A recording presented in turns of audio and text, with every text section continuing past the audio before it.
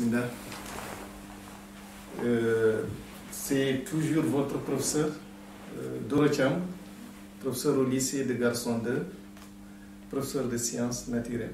Donc aujourd'hui, on va vous présenter la leçon sur le milieu intérieur. Donc on va d'abord définir c'est quoi le milieu intérieur et vous permettre un petit peu de comprendre quelles sont les compositions du milieu intérieur, le rôle des éléments du milieu intérieur. Donc ici nous avons dit que pour la petite définition, le milieu intérieur est le milieu de vie de toutes nos cellules. Si donc le milieu intérieur est le milieu de vie de toutes nos cellules, on devrait comprendre de quoi est composé ce milieu intérieur. Donc c'est pourquoi nous avons écrit petit 1, composition du milieu intérieur. Donc on va voir ici dans la leçon que le milieu intérieur est composé ici du sang et de la lymphe. Le sang est constitué de ce qu'on appelle le plasma. Et le plasma, c'est quoi? C'est un liquide qui est constitué de l'eau et quelques substances telles que les ions Na+. Nous avons ici encore les constituants de sang qui est les cellules sanguines. Ces cellules sanguines, vous avez quoi? Vous avez les leucocytes, vous avez les hématies et vous avez ce qu'on appelle le plasma. Non, vous m'excusez, vous avez les leucocytes, vous avez les plaquettes et vous avez les hématies. Donc ce sont ces trois catégories de cellules qui constituent les cellules sanguines. Les leucocytes sont quoi? Les leucocytes, ce sont des défenses de l'organisme. Ce qu'on appelle des leucocytes, c'est-à-dire des globules blancs, les défenseurs de l'organisme. Les plaquettes sanguines, ce sont des cellules qui empêchent l'hémorragie, donc qui forment en quelque sorte de coagulation pour empêcher l'hémorragie au moment des blessures. Lorsque la personne est blessée, il y a le sang qui sort. Donc pour empêcher que le sang de sortir vite, ces plaquettes sanguines vont se coaguler et empêcher l'hémorragie. Les hématies, c'est ce qu'on appelle les globules rouges du sang. Donc ces globules rouges du sang, qu'est-ce qu'ils jouent? Ils jouent le rôle de transporter des gaz respiratoires et de certains nutriments. Donc dans ça, nous avons dit que les hématies transportent des gaz respiratoires et des nutriments. Et les gaz respiratoires, on va voir tout à l'heure qu'il s'agit du oxygène, c'est-à-dire O2, et les nutriments, ce sont des aliments que nous avons mangés après la digestion. Ces aliments qui sont de grosses molécules se transforment en des petites molécules qui peuvent être donc distribuées dans l'organisme. Nous avons ici encore ce qu'on appelle la lymphe. C'est la deuxième composante du milieu intérieur. La lymphe, elle est formée à partir du plasma. Donc la lymphe, c'est la composition qui est formée à partir du plasma sanguin par une filtration tout simplement de ce plasma à travers les parois du capillaire sanguin. Donc, un petit peu ici, les élèves ont dit toujours des problèmes de comprendre parfois qu'est-ce que la lymphe, qu'est-ce que le plasma. Mais il suffit de comprendre tout simplement que le plasma sanguin est un liquide dans lequel baignent les cellules sanguines. Et ce plasma aussi peut se filtrer et donner un autre liquide qu'on appelle la lymphe. Et cette lymphe, nous allons voir qu'elle est de deux formes. C'est-à-dire qu'elle peut se situer dans des milliers de cellules. On appelle ça donc la lymphe interstitielle, ou liquide interstitiel. Et la lymphe peut circuler donc entre les différentes parties des cellules. Et cette lymphe va être appelée la lymphe circulante. Donc c'est pourquoi nous avons bien sûr cité ici dans le tableau, nous avons dit que la lymphe elle est formée à partir du plasma par filtration à travers la paroi des capillaires sanguins, la lymphe existe donc sous deux formes. Lymphe interstitielle, ce que nous avons cité tout à l'heure, ou liquide interstitiel, qui est le milieu de vie des cellules. La lymphe circulante dans les vaisseaux lymphatiques. Donc, en quelque sorte, nous avons donné la composition du milieu intérieur. Pour vous résumer plus facilement, il suffit de comprendre que le milieu intérieur n'est rien d'autre qu'un milieu de vie de toutes nos cellules. Donc, il faut que chacun de vous retienne cette petite définition. C'est pourquoi on a donné la définition sous forme d'une phrase.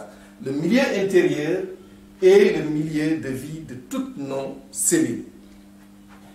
La deuxième aussi partie qu'il faut retenir, qui est essentielle dans ce qu'on est en train de faire ici dans le chapitre du milieu intérieur, c'est que nous avons parlé de la composition du milieu intérieur. C'est-à-dire, quels sont les éléments qui composent le milieu intérieur. Et là, nous avons dit que nous avons deux éléments essentiels qui composent le milieu intérieur. Et parmi ces deux éléments, nous avons dit qu'il s'agit de sang et de la lymphe. Le sang est constitué de quoi? Nous avons dit que le sang est constitué aussi de deux éléments qui sont essentiels. Le plasma et les cellules sanguines. Le plasma, nous avons dit que n'est rien d'autre qu'un liquide, plus quelques ions qui sont dissous dans ce liquide-là. Et on a parlé aussi dans la composition du sang ou dans la constitution du sang, ce qu'on appelle des cellules sanguines. Et ces cellules sanguines, nous avons dit qu'ils sont de trois types: les leucocytes, les plaquettes sanguines et ce qu'on appelle les hématies. Les leucocytes sont appelés autrement des corps blancs ou des globules blancs, et ce sont des éléments qui défendent l'organisme. Donc on les appelle des défenseurs de l'organisme. Les plaquettes sanguines, ce sont des éléments qui luttent contre l'hémorragie, c'est-à-dire qui empêchent l'hémorragie, la circulation, comment dirais-je, lorsque vous êtes blessé et que le sang sort, ce qui empêche le sang de sortir très vite et de pouvoir arrêter cette sortie de sang, ce sont des plaquettes sanguines qui sont dans votre corps. Et le troisième élément qui constitue les cellules sanguines, nous avons dit, ce sont des hématies. Et ces hématies, ce sont des cellules qu'on appelle des globules rouges. Ce sont ces globules rouges même qui donnent la couleur du sang à cette couleur qu'on a appelée la couleur rouge. Donc le sang, toute personne qui connaît le sang sait que le sang a cette couleur rouge. Et cette couleur rouge du sang n'est rien d'autre que la couleur de ces globules rouges. Et leur rôle, on va voir dans la seconde partie qu'on va parler, il joue le rôle de transport des oxygènes et le transport des nutriments. Donc, on a parlé encore de ce qu'on appelle ici la lymphe. La lymphe est le deuxième élément qui compose le milieu intérieur. Cette lymphe, nous avons dit, est formée à partir du plasma sanguin par la filtration à travers les parois de capillaires sanguins. On a dit qu'il existe deux formes de lymphe. Une lymphe circulante et une lymphe qui est interstitielle. La lymphe circulante, c'est la lymphe qui fait circuler certains éléments dans l'organisme. Il transporte donc certains éléments dans l'organisme. On va voir ça tout à l'heure. Et la lymphe interstitielle, c'est une lymphe qui est, comme le mot a bien souligné, intervenir entre, à l'intérieur de certains éléments de nos cellules du corps.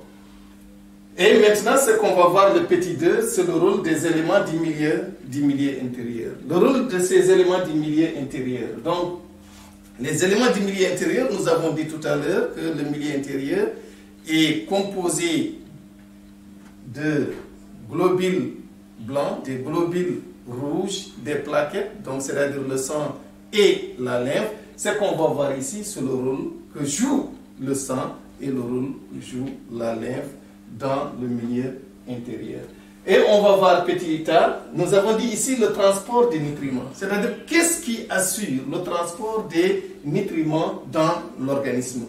Les nutriments, d'abord, c'est quoi?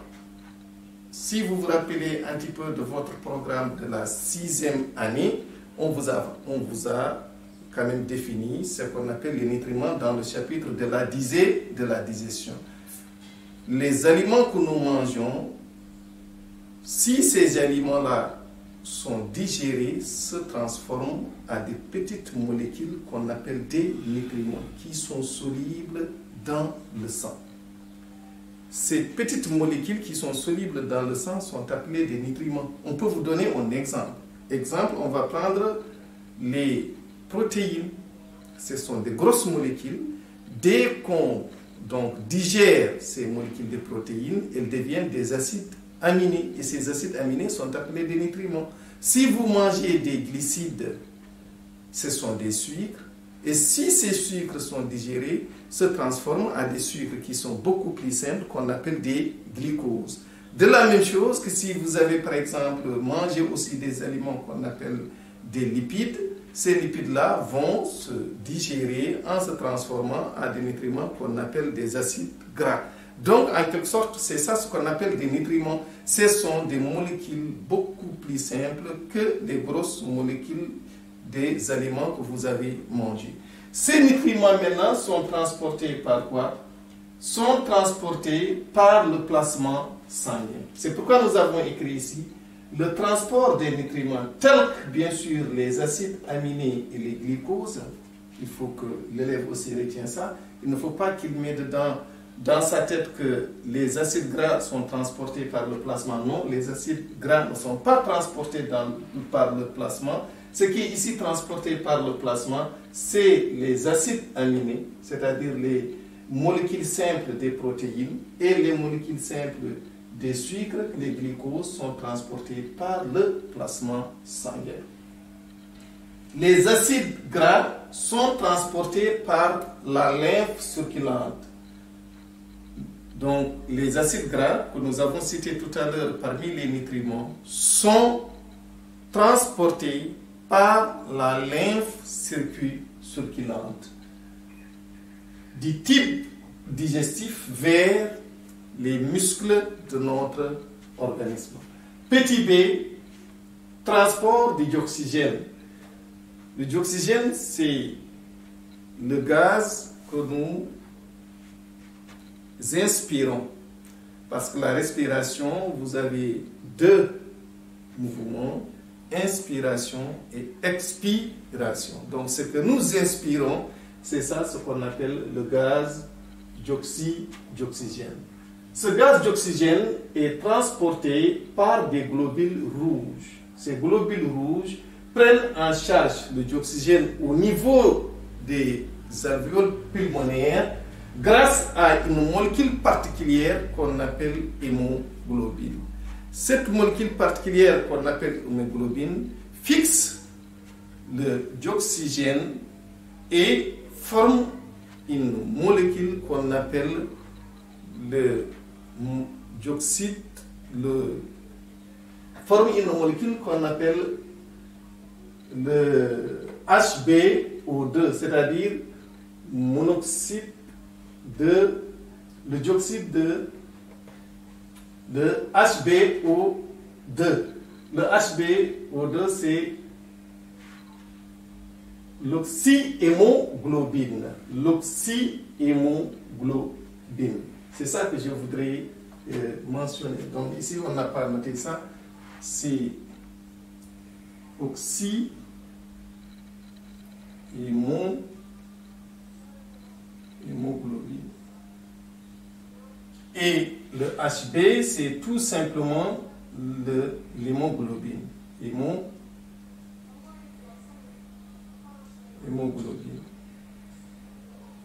Donc la molécule de l'hémoglobine fixe le dioxygène pour former une molécule qu'on appelle l'oxyhémoglobine. Petit c, transport des déchets. Comment les déchets sont transportés aussi dans l'organisme? Les déchets que nous avons ici à transporter, c'est le gaz carbonique, le CO2, c'est-à-dire le monoxyde de carbone, le dioxyde de carbone et l'urée. Le dioxyde de carbone ou gaz carbonique et l'urée sont transportés par le plasma sanguin jusqu'aux organes qui les rejettent. Mais il faut que vous reteniez quelque chose qui est aussi très important, c'est que la lymphe est un liquide que nous avons dit jaunâtre qui transporte aussi les globules blancs.